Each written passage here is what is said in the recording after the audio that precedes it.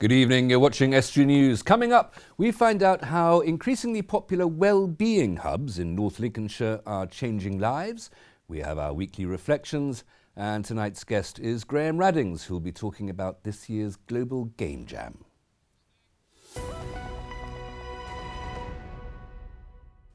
Welcome to Estuary News. I'm Hugh Richards. Time now for the news headlines.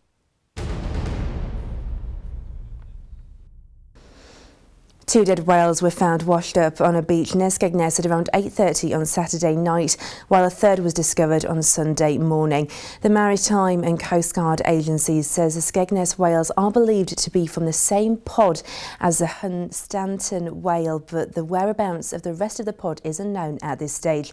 They are now working to establish the cause of death. They are expected to be moved in the next 2 days.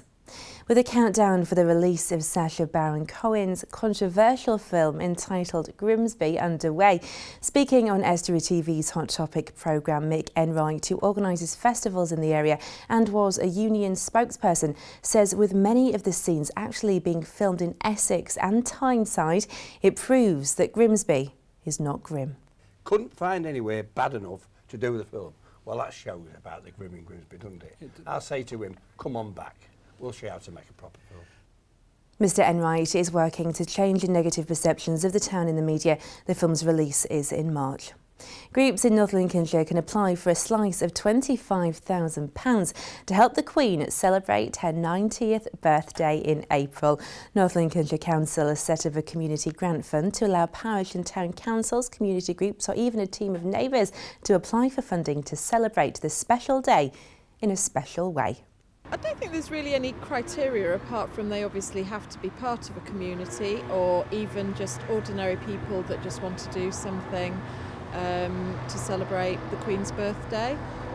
Maybe they just want to get the children some commemorative items or maybe just, have a bit of a get-together. And anyone who would like to apply is asked to contact the leader of North Lincolnshire Council, Liz Redfern, for an application form. And Anleybury Road near the city's Hospital Hull Royal Infirmary is to be widened, allowing 2 straight-ahead lanes in each direction. The council say once completed it'll improve traffic flow and relieve congestion, which is particularly important for ambulances entering the hospital. And that's the latest from the news.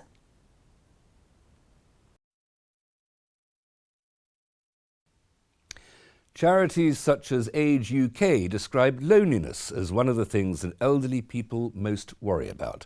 Government research says that 3 out of 10 people over the age of 80 suffer from loneliness. In North Lincolnshire, well-being hubs have been set up not just to combat isolation in elderly people, but also for people who have learning difficulties. And recently the hubs welcomed their 1,000th member. Dave Nunn spoke to 4 people at one of the hubs to find out how the service has changed their lives. This unassuming building on an estate in Scunthorpe is home to one of North Lincolnshire's many well-being hubs. The well-being hubs are part of an initiative designed to combat social isolation and loneliness that can be experienced by elderly people and people with learning disabilities. The hubs have recently signed up their 1,000th member, so we asked people at one of the hubs how their lives have changed since joining. Well, I lost quite a lot of confidence, and I got into a rut after losing my mum, because I really didn't get out apart from when mum was in respite. And as I said, I couldn't go upstairs, and this is all on the level, so it's benefited me. And I just learned a couple of new games. One was what we was playing on the table when you was filming was Rummy Cub. And then one of my friends who's a member of staff, he taught me how to play air hockey. Well, I find that my self-confidence is boosted up to what it used to be. I mean, as I'd said previously, I'd hardly been out of the house for about 4 years. And the friendliness, friendliness of the people, I'm not mixing with people more than what I ever was, even when I was at work. Well, I get out and I come to centre because I tend to chat with staff a lot, and because I don't sit in much, because when we be working in council and doing other things in the week, I try and call in if I can most weeks if I'm past. I like going to the hub because we've had it all refurbished. I spent some money on the hub, which I'm pleased about. And especially now you've got the elderly as well in the main hall and special needs, which is good to mix with them in. Friends talking, chatting, making stuff and dominoes and talking to people. And I know some people here, and I know Peter from school, and college. Yeah. And I know Simon Dexter is here, he goes to Gateway with us. And that's it really. And if you have any news or sports stories for us, or you'd like to appear on our sofa of news, our couch of current affairs, you can get in touch with us by emailing news@estuary.tv or by calling us on 01472 31 553. My guest tonight is the organiser of an event in Grimsby, part of the Global Game Jam, an event held in more than 80 countries worldwide, where aspiring games developers have to create a game from scratch in 48 hours. With the indie game market expanding, thanks to huge successes like Minecraft, could a developer from our region be the next big success? Here to tell us, Graham Raddings. Graham, thanks very much for coming in. No problem, nice to see you. Answer that question. Could the next millionaire game developer be from our region? Well, we've got a fairly healthy selection of people that want to be involved in the Game Jam. Last year we had a tremendous success with it. We had over 100 participants. We got some really good games out of there. We had 5 guest judges from the games industry that came over. They were very impressed with the kind of product. So in answer to your question, yes, in all senses we could. What happens with Games Jam? What will be the procedure? What happens over those days? Okay, so we have a registration. Once that's over with, the theme is announced. So there's a global theme. It's kept secret right up until the very launch of the event. So that theme is announced with a video that's released only at that time to everybody involved. So we show that to everybody. They then have to go off and form teams or work individually, however they choose to participate. And they've got 48 hours to make a game based on that theme. And they can interpret that theme however they choose. But the game has to be finished within the 48 hours and then administered, uploaded in some capacity to the main Game Jam servers, and then it's ready to go. And so that's that theme. It could be very vague. It could be just one word or a phrase or something absolutely. Like that. I mean, one year it was a sound effect of a heartbeat. Another year it was 3 words. Another year it was a small sort of poem. It can literally be anything, and we'd no idea what it's going to be. And then the developers take that theme, and then apart from the imagination and creativity involved in turning that theme into a game and an act of constructing something that wasn't there before, there's just a technical process of creating a game from scratch to a point at which it is perfectly polished and absolutely finished. Absolutely. Yeah, you're right. I mean, it's got to be of a finished standard. So that game's got to be uploaded and a finished playable game. And then the good thing is that not only do we have a local competition, so we've got prizes there, but also globally, if the game's good enough, they'll publish it. It gets put out there in the world. The success is to be held on the back of that. And I just want to talk about that global aspect. 600 countries, or more than 600 countries. And what are the dates? It's which weekend? It's this coming weekend, so it's the 29th to the 31st of January. Our local one is in the University Centre Grimsby. And over that weekend, 600 countries, 600 places in over 87 countries. That's right. Will be all over the world, all these people concentrating on that same objective. That's right. And we all communicate with all the other centres as well, where there's no real language barrier to do that. So they have a Twitch feed where all the different centres all have a bit of time and they can all communicate with each other. So it's a real global community of developers and like-minded individuals coming together. And you say that those the end of the games become available to the whole of the world once they're done. That's right. People don't work other than for money. Are we going to be seeing millionaires? Are people going to be making a commercial success out of games that they can create in 48 hours? Yeah, they can. I mean, we've got an example ourselves. We've got a small team of developers that started a game off off about 2 years ago with a game jam. That's gone through several stages of development. It's now across all the mobile platforms, and that's set to be released across the Xbox One, across Steam, across the PS4 and the Wii U. So that will be making money for them. And that's a game that started its life in a game jam. And that's a Grimsby creator. That's a Grimsby creator. That's a team of local guys. Yeah, they were only young at the time, but they've nearly finished their degree. Very competent game makers anyway. But they've had really tremendous success, and they caught the eye of Microsoft at the game jam. Well, and Microsoft, said to them, "Okay, we'll send you free stuff." This is an industry where if you haven't become a millionaire before you finished your degree, then you're a bit of an old timer anyway, aren't you? That's very true. And the trouble is, we're always waiting for that one student that makes the big game, and then has to break the news to us that they want to leave the course because they need to buy a Ferrari or something. And go off and sell their yacht and buy their little place in the Med. Graham, thanks very much. Don't go away. We'll come back after the break and talk about gaming a little bit more after that. Stay with us, as coming up we have this week's reflections from the Reverend Julie Dunn, and Erica Barker will be bringing you all the regional headlines.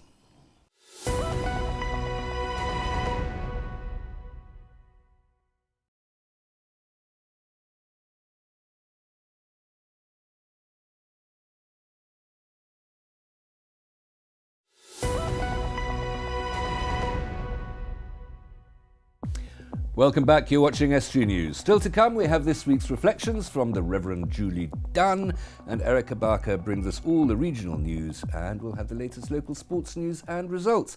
My guest Graham Raddings is still with me talking about the Games Jam. It's a massive industry, Graham. It is. It's now taken over by some margin, taken over film and TV. It's the entertainment industry. I think because it combines so many factors. It's a creative industry, it's a computing industry, it's at the forefront of every technology, including virtual reality and all of those things. So it's very much, it's also youthful, it's a young industry, so people want to be part of that. Well, they always say that complete art form, they always used to say that opera is a complete art form because it's visual, it's sound, it's musical and it's storytelling, it's kind of literature. But games making is an art form as much as filmmaking or opera or anything like that. Absolutely, it is an art form. It requires a fairly heavy skill set to be able to do it, and it is a team-based thing, really. But there is scope always in the games industry. It's kind of a weird level playing field. One person can go and make a game and release it on an iPhone, and that game could make them $1 million. It can, you have to play the numbers, but the numbers can very often, if the timing is right, work in your favour. And all you need is a computer and skill. Yeah, well, even then, sometimes, look, a game like Flappy Bird, for example, that was simply a very simple, tap the screen and try and survive as long as you can game. The guy was pulling in £50,000 a week. That's nice. Yeah. And that's just kind of by accident. So. If you said it as a game that's very much a young industry, young people are creating this industry and young people are the consumers of this industry. If a middle-aged bloke like me who last played a computer game called Space Invaders, what's my entry point? How do I get involved? What game should I be playing? What should I be looking at? I think if you're trying to come into it now, if your high reaction times aren't quite what they used to be, like mine are. Oh, they were never really good. Yeah. You might need something a bit softer if you like, but because some of the newer games are, the frame rate's so fast and they operate at such a rate that they bamboozle a more mature mind. Oh, you put it so politely, right? Okay. But a good in is to start with simple mobile games and puzzle games, and if you're wanting to get back into it, depends. If you're coming from a player's perspective, you can come in at any point you want. If it's a more development perspective, well, that's slightly different. That's you've got to master some kind of programming language, I think, really, to really get in there. But all the tools to do all of this are all free. Okay. So you can download it. You could download a game engine like Unity tomorrow for free, and you could be on your way making games. Right. And thanks to YouTube, of course, there's a billion tutorials out there on how to do anything you need. Absolutely. This the Game Jam here at Grimsby Institute. You're offering prizes? That's right. We've got a combination this year. Both the Creative Arts and Digital, under the guise of Emma Forrest-Lee, who's the Associate Principal, and through the Innovate team, which is the team responsible for innovation and e-learning, have put in some prize money this year. So we've got some really good prizes, up to about, I think, £400 or £500. Okay. So there's a good prize fund. And there's only 3 main prizes this year. We've got Best Game, Best Graphics and Best Sound. And I think there's token prizes, but those are the big 3, and a trophy for the winner. The thing's going down this weekend here at the University Centre in Grimsby Institute. How do people get involved if they want to get in touch? OK, so the easiest way is to go to the Global Game Jam website, which is www.globalgamejam.org. There's a great big button on this, says Participate in a Jam. And when you click on that, then you simply search for the site and you're away. Graham, thank you very much. I know it was a great success last year. I hope it will be again this year. Thanks Thank you so very much much for coming in. No problem. This week's reflections come from the Reverend Julie Dunn, the Vicar of Immingham.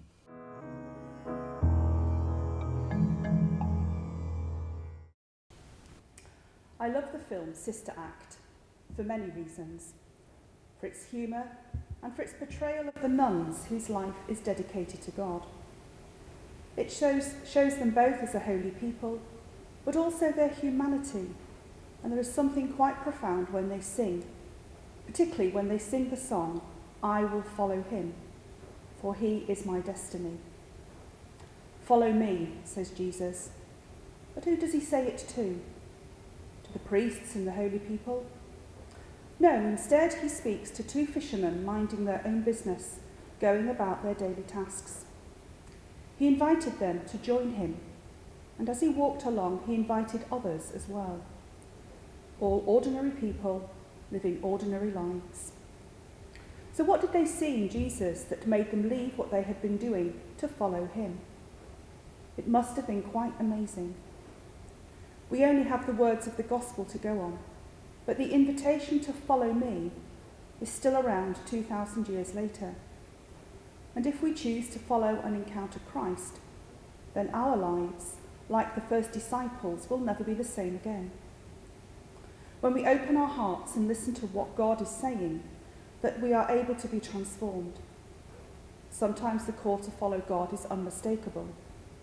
Sometimes it draws us along. It may be through listening to the words of others that can take us to places we never dreamed we would go, where we can find welcome and empower people we never imagined we would ever meet.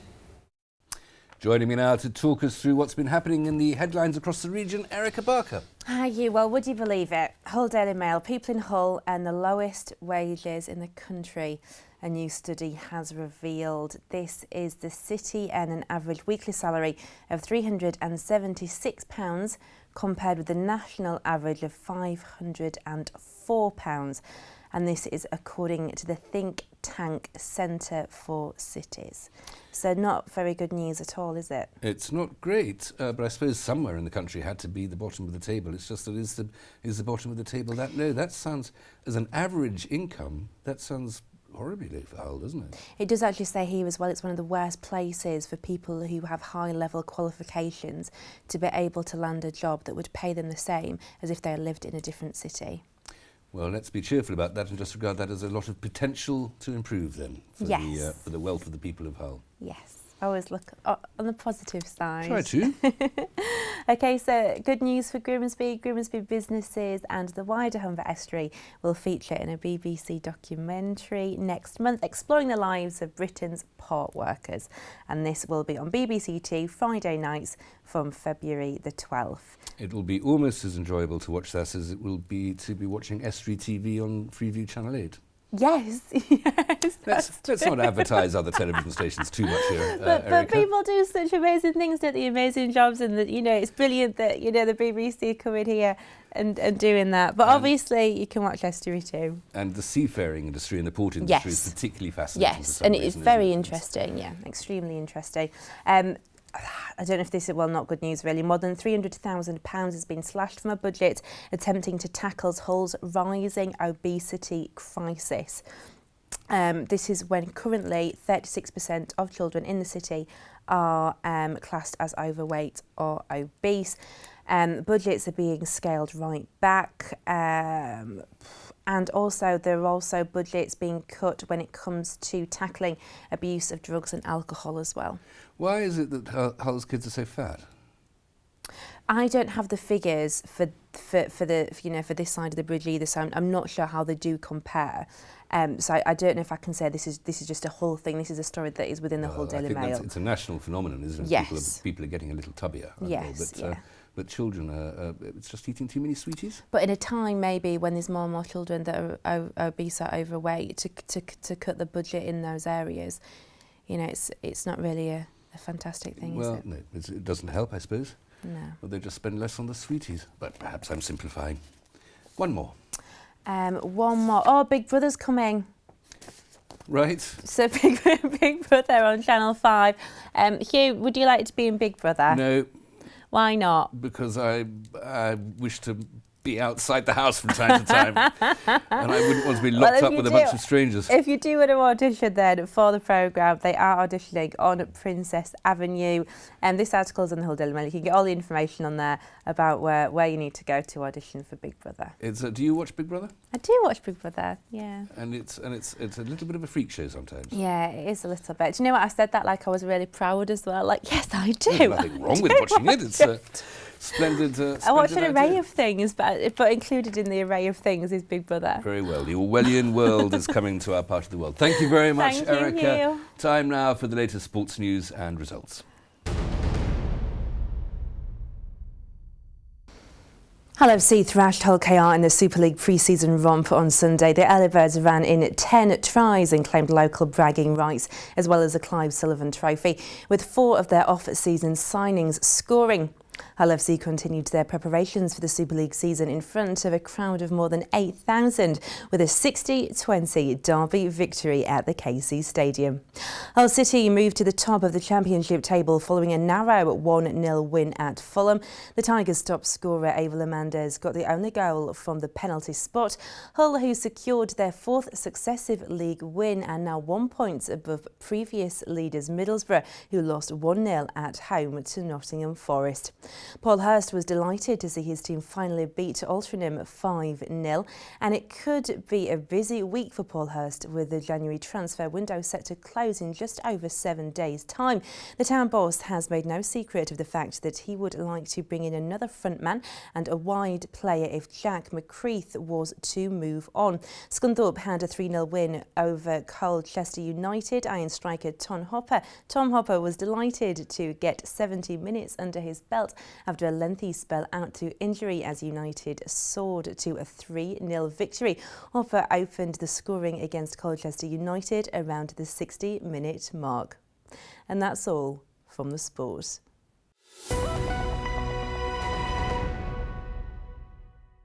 That's it for tonight. Please join us again for the rest of this week, and indeed come back next week when we're going absolutely live. If you've a news story for us, then please visit our Facebook or Twitter pages, email news@estuary.tv, or phone Grimsby 01472 31 553.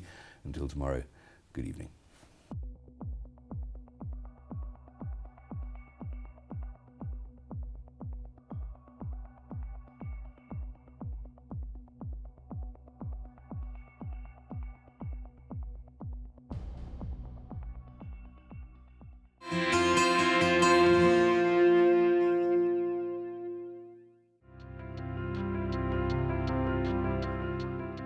Hello and welcome to Estuary TV's weather. On Tuesday there's lots of rain, mainly heavy and sticking around for most of the day, highs of 12 degrees. On Wednesday there's more rain but becoming drier later on, but staying cold.